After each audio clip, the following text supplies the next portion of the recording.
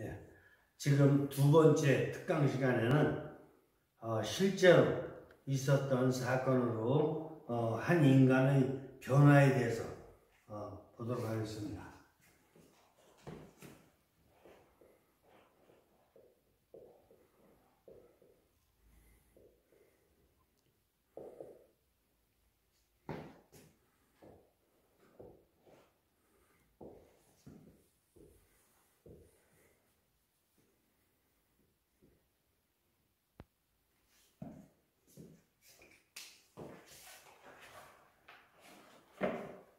사건.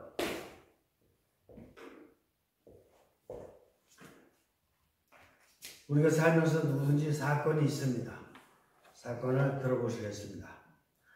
신학교를 입학하여 한 학기를 생활한 후 필자는 설레는 마음으로 신학교에 있었구나. 한 학기. 그러니까 1학년 한 학기를 지냈네요. 필자는 설레이는 마음으로 첫 방학을 맞이하게 되었다. 그렇습니다. 방학을 맞이했습니다. 기분 좋겠네요. 그런데 집안 사정으로 인하여 방학을 그리 멀리 떨어져 있지 않은 외가에서 보내게 되었습니다. 그렇구나. 방학을 외갓집에서.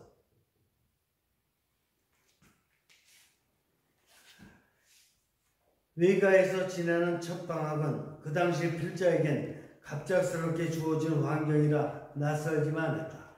더욱이 외가는 대대로 내려오는 구교 집안으로 필자는 외조부의 엄격함을 자라오면서 피부로 체험할 기회가 많이 있었다. 외조부 관계로구나. 이렇게 외가에서 생활하게 되면서 외조부는 필자에게 몇 가지 공고 말씀, 저녁 기도는 공동으로 외가 식구들이랑 할 것이며 성서는 자주 읽어 삶의 양식으로 삼을 것이며 귀가 시간은 늦어도 저녁 9시까지는 들어와야 하고 등을 하셨다. 외조부께서 공고사항이 몇 가지 있으셨구나.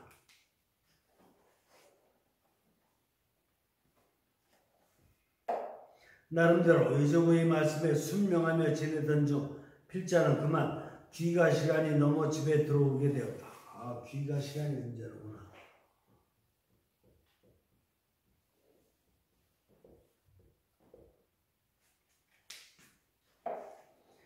여름이라 성당 일이 바쁘고 필자 자신도 많이 지쳐있던 터이고 귀가 시간도 조금밖에는 넘기지 않은 시간이고 해서 외조부도 이해해 주실 거라 믿고 집안에 들어서게 되었다. 마침 집안으로 들어오는 순간 외조부와 대면하게 되었다. 그런데 외조부는 필자에게 외조부하고 만났구나. 외조부는 필자에게 신학생이 생활이 왜 그래?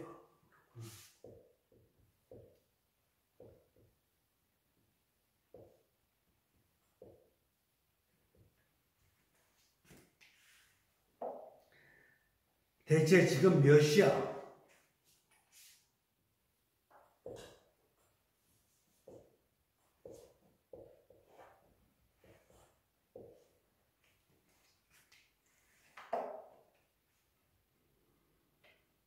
하시면서 호통을 치시는 것이 아닌가. 당시 필자는 어린 마음에 야속함을 감출 수 없었고 그렇구나. 야속감을 느꼈구나.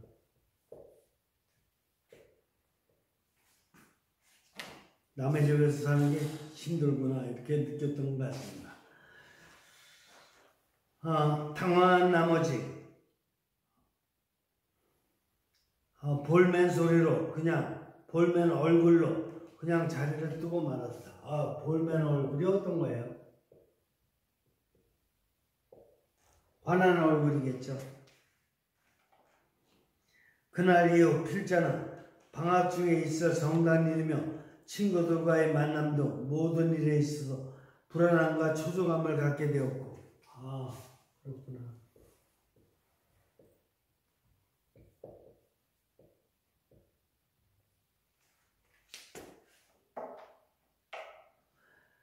외조부에 대한 왜곡된 편견으로 필자의 삶은 외조부를 의식하며 두려움과 가슴 답답함으로 그렇구나. 두려움과 가슴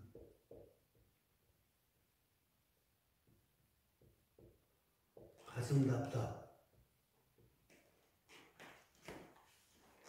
함으로 점점 외조부와의 관계가 소원해지면서 외가를 떠날 생각. 그렇구나.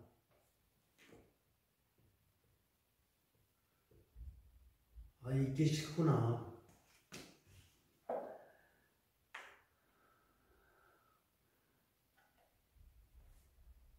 외가를 떠날 생각을 하게 되었다. 그러던 중 많은 갈등과 번민 속에서 갈등과 번민이 있었구나.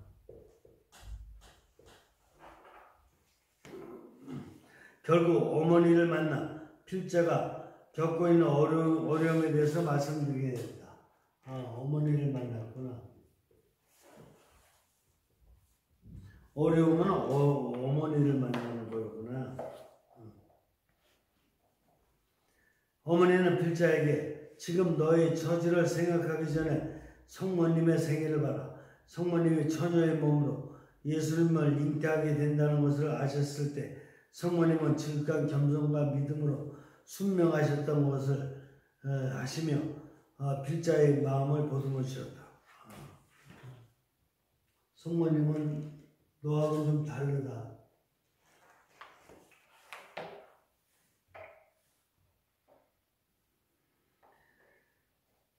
하시며 필자의 마음을 보듬어 주셨다. 또한 외조부에게 정중히 방학 중에 너희 생활에 대해서 말씀을 드리고 외조부의 기꺼운 사랑을 전원되이 받아들이라는 말씀이셨다. 이후로 필자는 순간적인 어리석음을 뒤로하고 외조부에게 불공명적이고 발양되었던 마음을 정리하면서 지난날의 반성과 더불어 외조부를 찾아가 용서를 청하기로 마음먹었다. 그렇구나.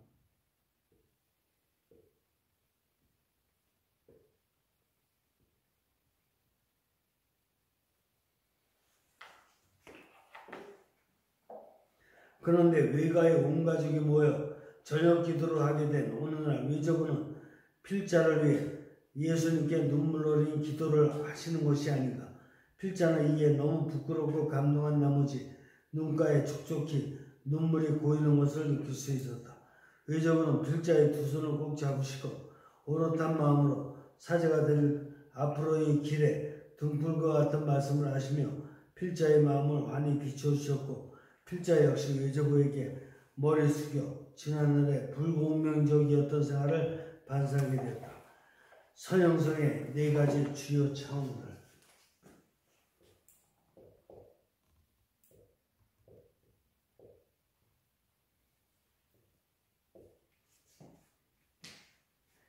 사회 역사적 차원에서 볼 때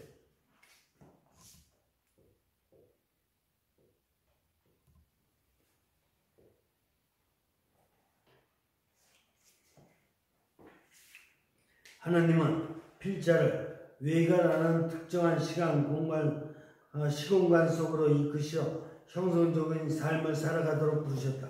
그런데 필자는 외가에서의 방학생활이 전제되면서 부정적으로 왜 필자에게만 이런 상황이 벌어져야 하는가 하고 주위의 다른 이들과 비교하며 왜곡된 편견으로 마음은 긴장과 불안이 스며들기 시작하였다.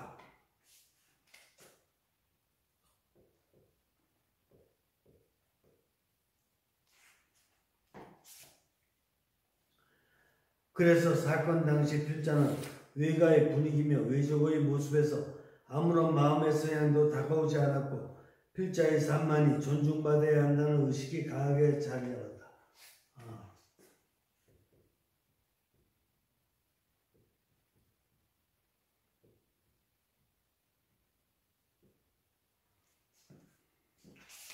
필자의 삶만이 존중받아야 되는구나. 결국 한동안은 주위의 모든 것이 불만족으로 시야에 들어오게 되었다. 모든 것이 불만족하구나.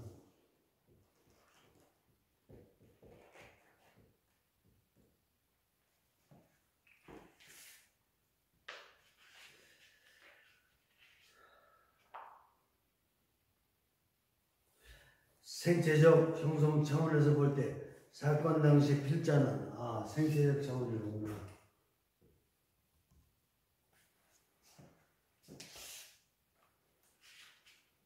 필자의 삶이 외조부에 의해서 움직여지는 것 같았고 필자의 삶은 항상 부자연스러움에 있다는 강박관념이 지배적이어서 외조부의 권고에 대해서 뚜렷한 자의식이 희박하였다.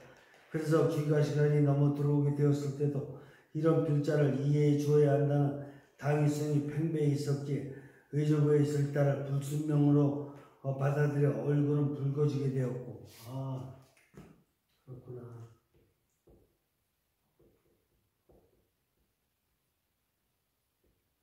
얼굴이 붉어졌구나. 야속한 기분만을 상기하면서 몸은 경직된 채로 몸이 경직되었구나.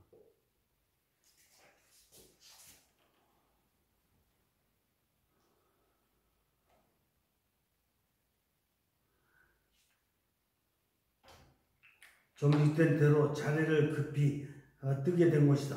결국 이런 낮은 차원이 지배하고서부터는 외조부를 대면할 때마다 불안과 답답함은 더해갔고 이를 더 이상 받아들이지 못한 필자는 더 이상 외가에서의 생활을 할 수 없다는 판단이 서게 되어 외가를 떠날 생각으로 전출되었다. 몸이 떠나고 싶었구나.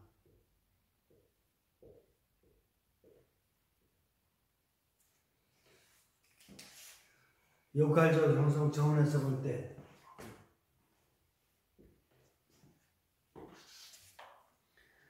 주어진 환경 안에서 유일적이고 공동 형성해 나가야 함을 망각하여 순차적으로 무엇이 먼저이고 나중인지를 외면한 채 필자의 생활만이 인정받아야 할 것으로 생각했다. 그렇구나. 나만 인정받아야 되는구나.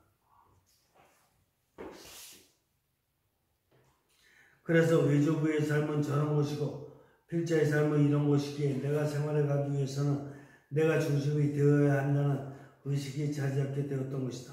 이러한 의식 속에 고립된 필자만의 생활은 더 이상 발붙일 것을 상실하게 되었고 그래서 고립된 의식이 됐구나. 설 자리가 없는 거야.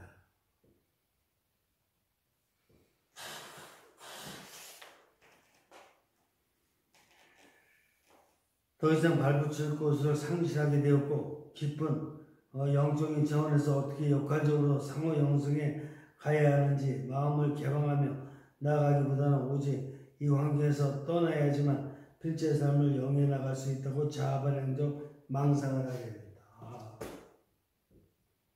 자아발행적 망상. 그리고 영과 어떻게 교감할지를 모르는 상태. 추호적 형성 차원에서 볼 때,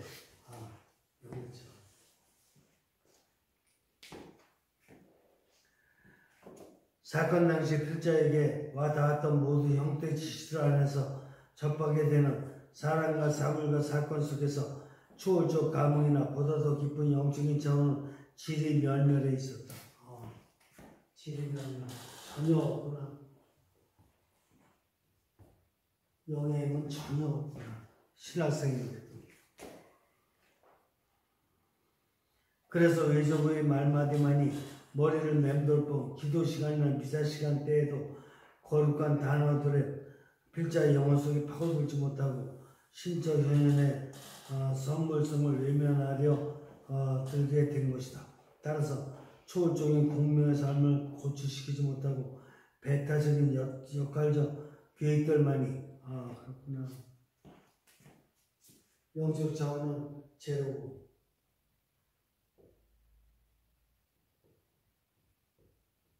제로고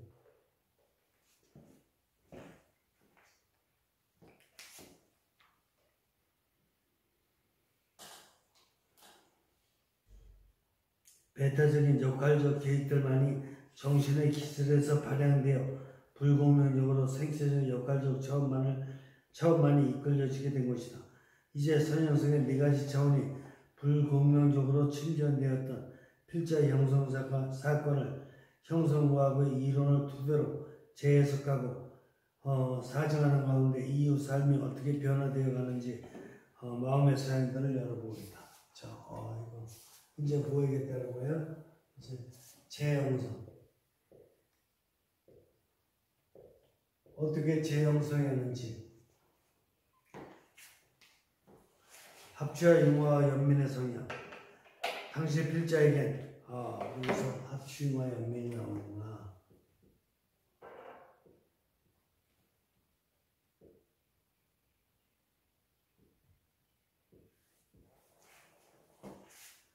당시 필자에게는 우리 모두가 하느님 모습에 따라 닮은 꼴로 태어나 그 발언의 형상대로 신실하게 살아가야 함을 망각한 채 하느님의 뜻과 자신의 참된 순명적 본성과의 조율이 상실되었던 것이다.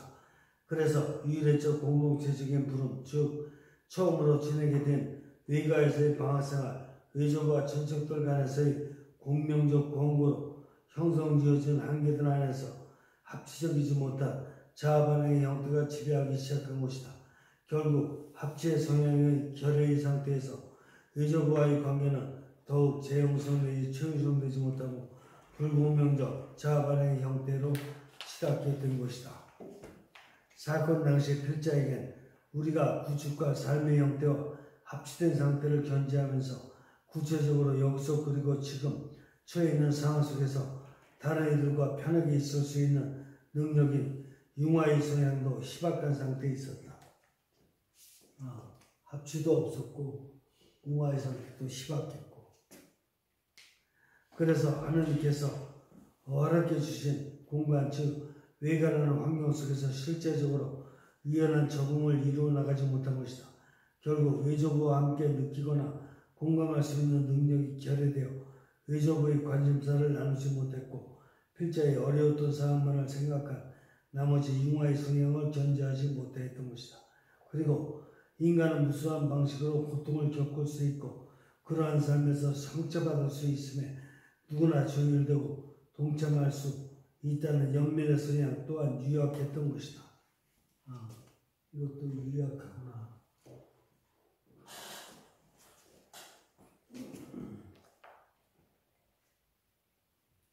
그래서 사건 당시 필자의 오만한 형태의 외조부도 고통을 받을 수 있음을 간과하고 필자만이 이해받아야 하고 고통받고 있다는 한쪽 국의 방향으로만 직시했던 것이다. 결국 외조부에게 대한 연민의 성향은 결여되었던 것이다.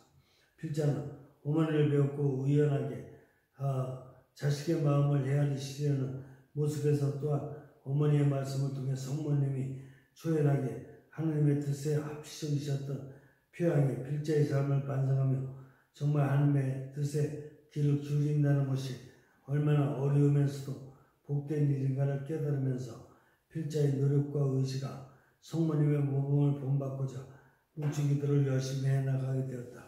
기도하고 생활해가는 가운데 외조부가 거룩하게 사셨던 뒤앞길을 친척들로부터 들을 수 있었고 외손자의 앞길에 정말 마음의 차원에서 이끌어주시고 있는 것을 알 수 있었고 든든한 후원자로서 계심에 기쁜 사랑을 느낄 수 있었다. 이에 필자는 그동안의 생활이 정말 교만하고 융화적이지 못했음을 발견하게 된 것이다.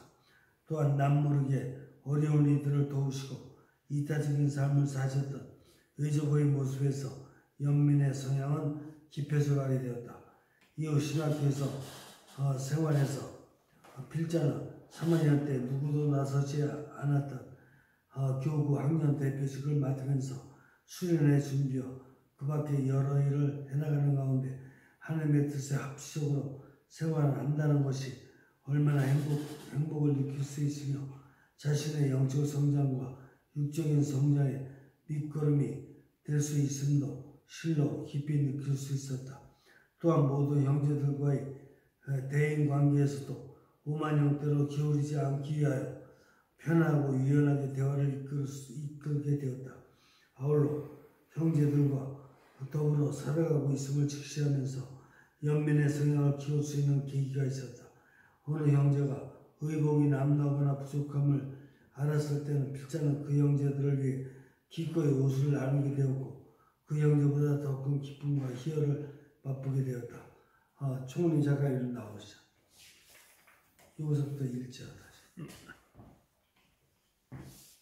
여기서부터 읽으셔요. 사건 당시 필자 자신은 제목 인정과 개방성과 초탈의 성향.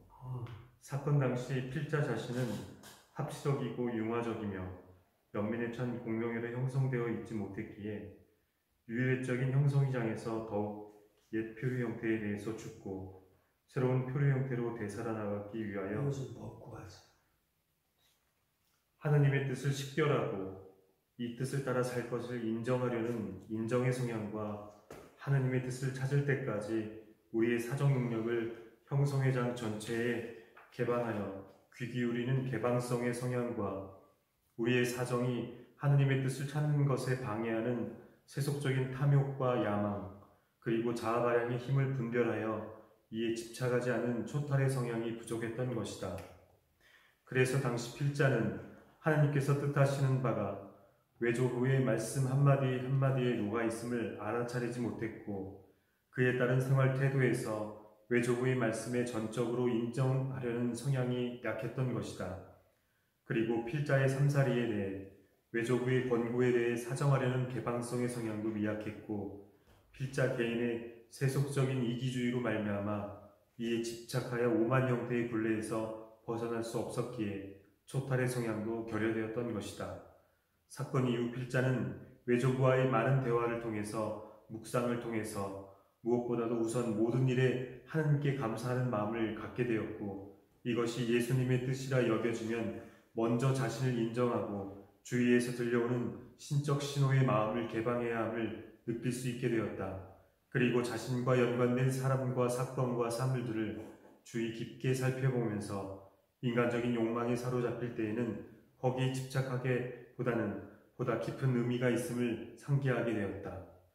방학 생활을 마치고 다시 1학년 2학기 신학교 생활로 들어온 필자는 이약하나마 하느님의 뜻을 헤아리기 위해서는 묵상과 기도가 우선시되어야 함을 깨달아 근 한 달 정도는 성당문을 제일 먼저 열고 들어가 고요 속에 개방된 마음으로 침묵하면서 세속적이고 침잠에 있는 자아의 문을 두드리며 영혼과의 입맞춤에 맞들릴 수 있게 되었다.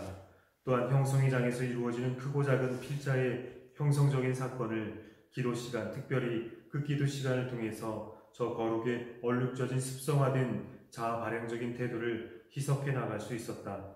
이렇게 필자와 더불어 맞물리게 되는 형성의 장 안에서 사정하는 능력이 깊어지게 되었고 형성적 표징에 대한 개방적인 마음의 성향을 닦아나갈 수 있었다.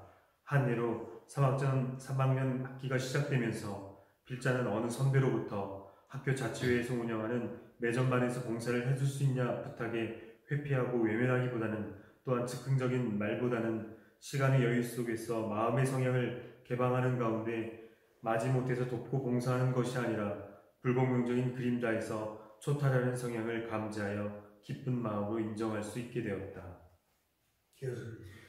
순명과 단순함과 외경의 성향. 사건 당시 필자는 하나님의 말씀에 귀를 기울이려는 그리고 하나님의 부르심에 순명하려는 성향이 결여되었다. 순명의 성향은 형성신비의 의사 전달들로서 우리의 삶에서 발생하는 모든 것에 대해 여유있고 인정적인 귀 기울임을 의미하는 것임을 의미하는데 필자는 외조부의 말씀에 흥분한 나머지 감정에 치우치고 불만이 가득한 상태여서 마음의 차원, 영적인 차원에서 저 공명적인 형성의장이 비추인 모습이 아닌 오만 형태에 빠져 허우적대고 있었던 것이다. 당시 외조부는 집안의 형편과 외손자인 필자 자신이 오롯하고 항구한 마음으로 사제의 길을 갈 수 있도록 염려와 사랑으로 감싸주시려는 의도를 모른 채 외조부가 왜 그런 말씀을 하실 수밖에 없었는가를 이해하려고 하기보다는 자신만을 이해해 주길 바라는 지극히 낮은 정신의 차원에서 이기적이고 내중심적인 사고에서 불공명적인 상태로 외조부를 대했던 것이다. 또한 숙명은 상호 형성적인 차원을 갖게 되는데 인간으로 존재하는 것은 형성의 신비가 우리 각자에게 개인적으로만이 아니라 삶의 여정에서 우리와 함께 걸어가는 사람들에게 역시 이야기하고 있다는 깨달음 속에 다른 삶들과 더불어 존재한다는 것이라고 하고, 여기서 형성 신비는 그 자체의 개연들을 통하여 각 인격 주체의 제한된 능력과 시각들에 적응시켜준다는 것을 의미하는데, 필자는 외조부에게 상호 형성적인 차원을 배제한 나머지 필자의 생각과 판단만이 옳고 외조부는 세대 차이에서 오는 동등한 한 인격체가 아니라고 생각해 외조부와 자신을 비교하면서 결국 숙명의 태도가 너무나 부족했던 것이다. 사건 안에서 필자 자신을 바라볼 때 단순하게 바라보는 단순함의 성향도 결여되어 있었다. 단순함은 형성의 장을 공동 형성하는 사물들, 대우주적인 외양과 소우주적인 외양들 속에 저 신비가 이루는 우주적 현존에 대한 사물들과 이것들이 감추인 토대에 대한 경외심을 갖고 평정 속에서 수행하거나 보거나 사용하는 사물들을 관상하는 성향이다. 그 당시 사건 속에서도 단순함의 성향은 희박하여 주위의 분위기는 외가 친척들이 저녁 기도가 막 끝난 시간으로 정숙한 가운데 있었는데 문 앞에 모셔진 성모님의 성상을 경외심으로 바라보지 못하고 마음의 평온을 찾기보다는 오만의 형태에서 모든 것을 바라보며 흥분된 상태에서 정말로 주위 상황에 귀를 기울이지 못하고 있었던 것이다. 결국 단순한 바라봄이 결핍되었고 형성의 장 안에서 일체의 것에 머무는 순간순간에 나타나는 주위 환경에서 현현하는 신비에 단순하게 내 자신을 외조부와 더불어 내맡기지 못하였던 것이다. 또한 영의 참된 단순함은 각자의 삶의 부름과 양식과 형태에서 서로 다르고 신체적인 건강과 기운에서 감지력과 통찰력과 관심에서도 그러하고 기분 전환의 정도와 유행에 대한 욕구에서나 배경과 지식과 전문적인 책임에서 역시 저마다 다른 것인데, 이런 영의 단순함 속에서가 아니라 지극히 감정적이고 자기 발양적인 사고와 육신적인 발양된 혈기로 각기 다른 그 위치에서 외조부의 입장에서 이해하고 정말 왜 그분이 그런 표현을 갖게 되었는가 하는 단순함 속에서 부름을 받은 인격체로서 인정해주지 못하고 결국 내 자신의 아집과 더불어 외조부와 그 환경 속에서 사물들과 평정 속에서 바라보는 관상이 결핍되었던 것이다. 존중의 성향 역시 또 필자에게는 결여된 상태에 있었다. 존중은 저 거룩에 의해 주어진 선물로서 이 천품인 인격 주체가 존중받아야 한다는 성향이다. 즉 그 인격체가 가지고 있는 존엄성이 하나의 천품으로서의 부여받은 선물이기 때문에 믿음을 갖고 존중해야 한다는 것이다. 그런데 필자는 외조부를 하나의 인격체로 존중에 찬 사랑으로 사랑 깊은 믿음으로 존중에 찬 인정을 가지고 바라보지 못하고 비인격화된 비인간적으로 영의 차원에서 바라는 저 신비의 필자를 비추지 못하고 너무 쉽게 판단하고 비판과 편견의 늪에 빠져 허우적이고 있었던 것이다. 또한 존중은 우리가 사건과 사물들 속에서 저 신비 현존과 관련하여 체험할 수 있는 그것과는 엄청나게 다르고, 우리는 사람들이 저 영혼의 인격적 현실로서 존재하도록 그리고 육안에서 저 영혼이 자유로이 전개하는 형상으로서의 존재하도록 불렸다는 것을 감지하게 된다는 것이다. 그럼에도 불구하고 필자는 외조부가 하느님 안에서 자유로운 인간으로 있다는 것을 직시하지 못하고 그분을 비하시키고 필자의 틀 안에서 무시하고 내 자신을 망각한 나머지 존중에 찬 신적 신비의 현현을 발휘할 수 있게 외조부의 말씀에 부드럽게 대하지 못했던 것이다. 결국 필자는 외조부에게 그런 가능성을 배제한 채 인정을 상실하여 존중하지 못했던 것이다. 사건은 말 그대로 극단적으로 흘러갔지만 외조부와 눈물의 반성을 한 다음부터 서로 위로하면서 나약한 인간임을 인정할 수 있었다. 비록 길지 않은 인연이었지만 외조부에게서 풍기는 존경미와 더불어 하느님은 상호 형성하는 존재에 그동안은 알지 못했던 저 신비를 환하게 비추어 주셨고, 필자의 모습이 이것밖에 되지 못하였나 반성하게 되었고, 외조부와 함께했던 기도 시간을 통해서 예수님의 향기를 느낄 수 있었다. 또한 우리라는 울타리를 견고케 하는 것이 어떤 것인지를 깨닫게 되었고, 다정다감하면서도 실로 공명 어린 외조부의 말씀에서 진정 하나님의 저 신적 신비를 체험하게 되었던 것이다. 이후 필자는 만나게 될 모든 이에게서 정말 따스한 말 한마디, 행동 하나하나에 귀를 기울일 줄 아는 순명의 성향이 조금씩 싹이 터갔고 단순한 청자로부터 머무는 것이 아니라 그들에게 해줄 수 있는 것이 무엇인지를 더 한번 생각할 수 있게 되었다.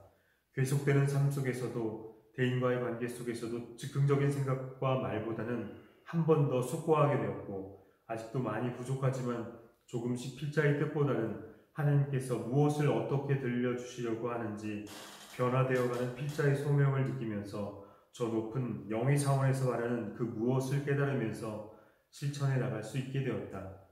한 가지 예로 군 제대 후에 복학하여 이발관에서 봉사를 하게 된 후로 머리는 잘 깎지 못하지만 형제들이 다가와 내미는 손길을 쉽게 뿌리치지 않고 환한 미소 속에서 스스럼 없이 그네들에게 머리를 잘라주었을 때 그들도 기쁨의 표양을 보이면서 상호 형성하는 존중의 성향을 느낄 수 있는 좋은 체험을 할 수 있었다. 또한 형제들이 다가오기를 기다리기보다는 먼저 다가가 좋은 기회부여를 해줄 수 있었고 형성과학을 접하게 되면서 비록 미천하고 나약한 존재이지만 조금씩 변화되어가는 자신을 바라보면서 저 거룩에 얼룩져 있는 사건들은 사정하는 가운데의 사물과 사람들 속에서 다시금 내 안에 형성하는 그 무엇인가에 머물러 보기도 하고 부대끼는 모든 상황 속에서 자신을 점점 들여다볼 수 있게 되었다. 숨가쁘게 펼쳐지는 이 혼돈과 급변하는 사회 속에서 공동체 속에서 필자 자신은 모든 형성 사건들을 내적 평온 속에서 인정하면서 하나님의 음성에 귀를 기울이는 순명의 성향을 모든 사물 안에서 숨쉬며 감추어진 토대 위에 한없이 빛을 발하는 신적 신비에 머무르면서 바라보는 단순함의 성향을 각 개인의 인격체를 무시하지 않고 존중에 찬 자유로운 인간임을 직시하여 존중의 성향을 체험하면서 공명적인 삶으로 한 걸음 더 나아갈 수 있는 좋은 기회로 삼을 수 있었다. 나오는 말. 지금까지 형상과학에서 나타난 이론을 고찰하면서 그 토대 위에 필자의 형성적인 사건을 중심으로 사정을 통해 재해석하는 가운데 이를 종합해 보았다. 제1장에서는 형성과학이 우리의 삶을 영위하는 데 요청되는 근본적인 진리들을 밝혀주는 총체적인 패러다임 부시를 하며 통합 방식으로 6가지 단계적 고찰 영역, 즉 우리의 원천에 대한 인식, 우리의 마음을 여는 개방성, 삶 생명의 귀 기울임, 언제나 예를 말하는 응답, 신비를 비추어낸 은총과 더불어 투신의 영역에서 시도됨을 살필 수 있었다. 또한 우리의 모든 형성을 포함하는 형성의 근저에 하느님으로 표현되는 신적 신비에 대한 발견이 반감의 인격 형성 이론의 출발점임을 알 수 있었고 인간의 삶의 형성은 신적 신비에 의해 선형성된 4가지 형성적 차원, 즉 사회 역사적 차원, 생체적 또는 신체적 차원, 역할적 차원, 초월적 차원에 의해 상호 형성하는 가운데 형성의 장 안에서 우리에게 형태를 부여한다는 것임도 살필 수 있었다. 이 장에서는 복합적이고 역동적이라 할 수 있는 인간적 삶이 반형성적 삶이 아닌 형성적 삶으로 전향되기 위해 우리의 근원적인 삼생명 형태 안에서 유해적으로 형성하는 현존을 이루는 신적 신비와 조율된 상태에 있게 하는 순명이 공명임을, 그리고 오만 형태의 발로 지극히 역할주의나 생체주의로 기우는 반합치적인 성향이 불공명임을 살피면서 공명을 위한 마음의 성향들을 알아보았다. 3장에서는 이러한 공명적 삶으로 인도하는 마음의 성향인 합치와 융화와 연민에 대해서 살펴보았다. 합치는 우리의 형성의 지평 안에서 유일적 공동체적인 부름 안에서 현존하는 신적 신비의 모상성에 동참하는 것임을, 융화는 우리의 형성 역사 안에서 합치를 견지하면서 다른 이들과 상황에 유연하게 적응하는 능력임을, 그리고 연민은 합치와 융화를 넘어 모든 이들도 고통을 겪을 수 있음을 견지하면서 동참하는 성향임을 고찰해 보았다. 또한 이 성향들이 공명의 핵심에 가닿기 위해서는 삼중의 유기적 관계를 이루어 나가야 함도 살펴보았다. 4장에서는 공명적 삶을 위한 또 다른 성향인 인정과 개방과 초탈에 대해서 살펴보았다.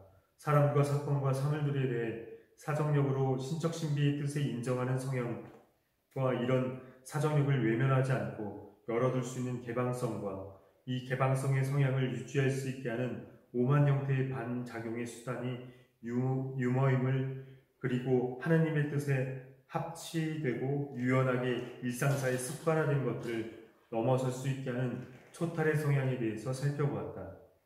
제5장에서는 어떤 종교적인 형성 전통들에서 나타나는 순명과 가난과 순결로 연결되어지는 순명과 단순함과 외경을 살펴보았다.